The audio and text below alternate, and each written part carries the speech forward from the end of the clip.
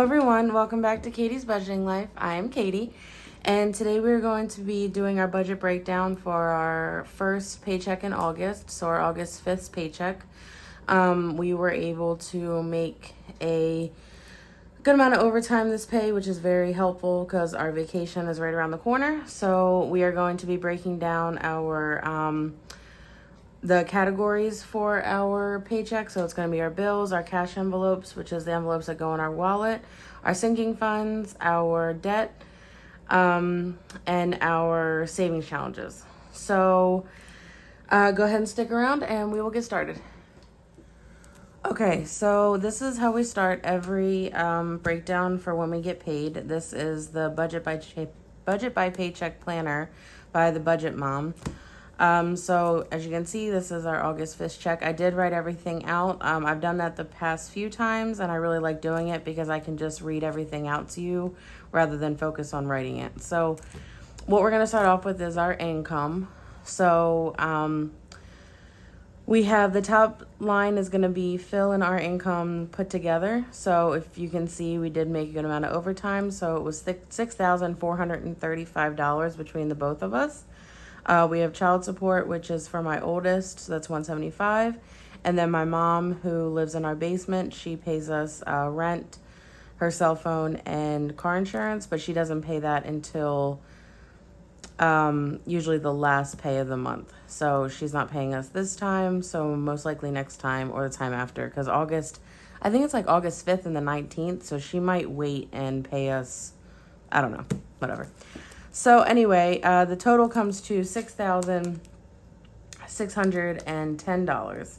So what we're going to do first is do our bills. For anyone that hasn't been following us, we do both work for the railroad. We just work in different departments, but we do a lot of overtime. And if you can see, if we didn't work overtime, we would not be able to pay for our bills. So right now we're at a point where we kind of have to work overtime in order to keep going with what we're doing and trying to pay things off, which thankfully we are able to do.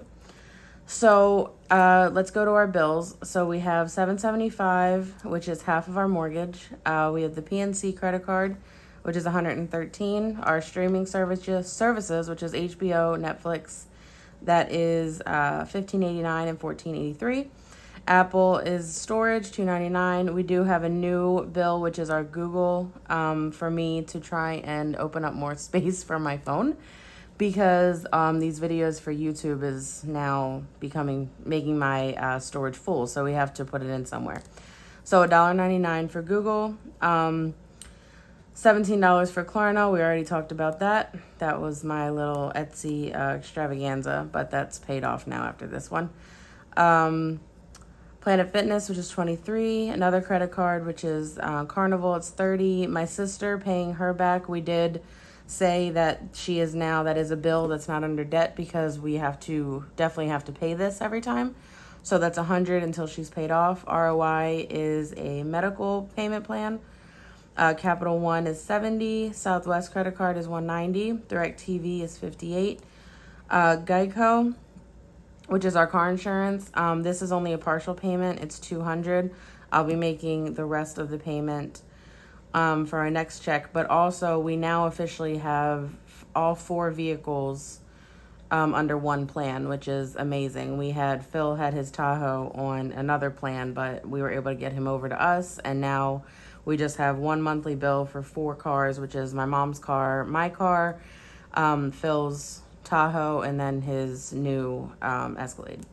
So it ends up becoming cheaper. And then First Financial, which is a credit card, we're going to do $115.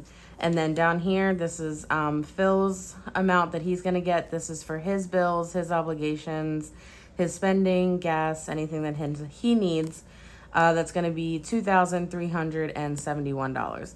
So when you add all that up, you get $4,148. So we're going to subtract 6610 to 4148, which gives us $2,462.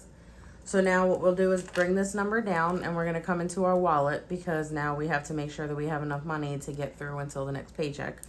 without going into credit cards. So we have gas for me, which is $2.40, and I will tell you that I've been doing much better with gas now. Now that I have a car that gets better gas mileage, I have been able to take the train, thankfully. So I have been in my budget the past couple pays. Groceries is now $3.65. It used to be $3.50, but we don't have our toiletries envelope anymore. I took that out, and now that just got rolled into the grocery envelope. Starbucks, we have 20. Eating out, I did bump up to 50 instead of 35 because we did, like I said, we did make a few extra dollars this pay, so I'm trying to hopefully be able to have a night where we can order out or actually go out to eat. We really don't do that at all anymore, so I'm trying to budget for that. And then extra is going to be 15, so that comes to $690.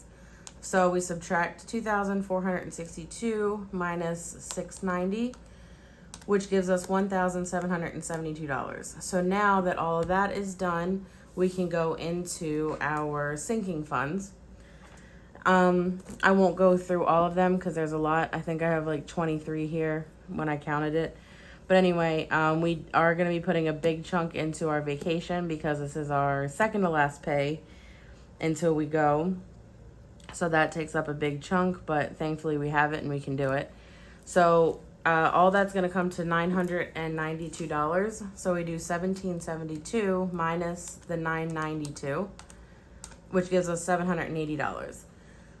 So I'm going to say I do like this layout. However, I do believe, now this says extra debt, but I believe that maybe sometimes this extra debt could go above the sinking funds in order of priority. Just because, I mean, I very well could do that. I could just do income, our bills, this, and then come to here, and then, I don't know, it'd be very confusing. But for some reason, I do feel like this might be a higher priority than the sinking funds, but anyway. So we have $780 when we get to extra debt. Now, this says MBA. This isn't a debt, but this is an unexpected bill that we just got. Unfortunately, we kind of screwed up. Everybody screws up and you have to just pay it and move on. But when I took the Kia, the new Kia that I had gotten off of my insurance and we gave it back to CarMax, I took it off the insurance, but I didn't return the tags until my new car was ready after we got the inspection and everything like that. So when we took the car back, or when we had the appointment with the MBA to get our tags and the title and everything for the new car, that's when we dropped off the tags for the Sereno. Well, Maryland is very, very, very strict in the lapse of coverage. And basically, I needed to keep the Sereno on the insurance until I returned the tags, or I needed to return the tags the day I took the car off the insurance. But anyway, basically the MBA yelled at me. I got, there was a 19-day lapse. I got a $150 bill. There's really no way out of it. So thankfully we have the money to pay it with this pay. So I'm going to pay it. It's going to be over with and it's done. So that's one of those things where you live and learn. I've never really dealt with a situation where I've gotten a car from like a third party. I've always just kind of had it where the dealership dealt with it. So I never really understood how that worked because they just kind of took the tags and that was it. Or my tags just rolled over into the new car. So I never really dealt with tags and things like that. And it may have just kind of, brushed over Phil's mind. Because if he knew about it, he would have told me. So I don't really know what the issue was. But either way, it's paid, it's done, it's over with, and it's okay. We're going to add a couple dollars to our snowball.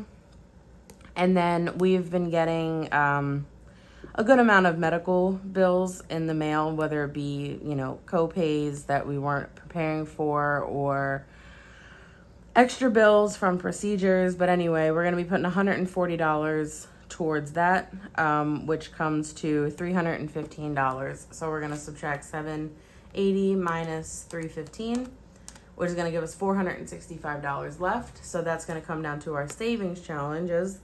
And for everyone that's following me, they know that Christmas is now in the savings challenge binder.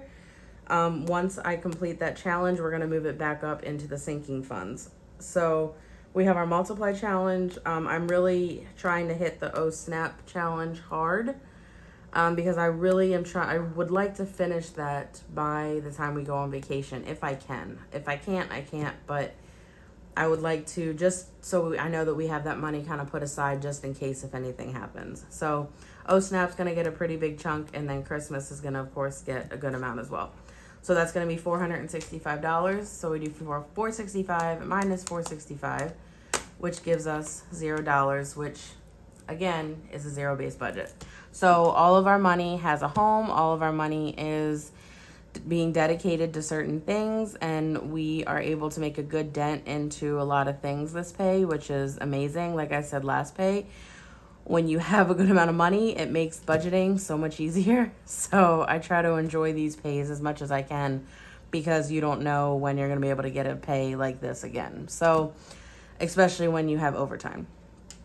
So that is going to wrap up our budget breakdown for our August 5th paycheck. All right, everyone. Thank you all so much for watching. You all are amazing. Thank you to all my new subscribers. I saw that I've been getting a pretty consistent amount of new subscribers, which is absolutely amazing. My next video is going to be my cash stuffing video for this pay, which is so exciting to me. So you guys are going to be able to watch me stuff our envelopes and do our well, actually I do a separate video for our savings challenges. So you'll be able to see me color the following video. I am a couple days behind just because I have a lot of videos that I'm putting out, and I'm trying to keep my every other day videos. I'm not trying to do like one every day. I'm just trying to keep up with my every other day thing. So this is actually being put out later than when I normally put it out. So, but anyway, thank you guys so much for watching, and until the next video. Bye-bye.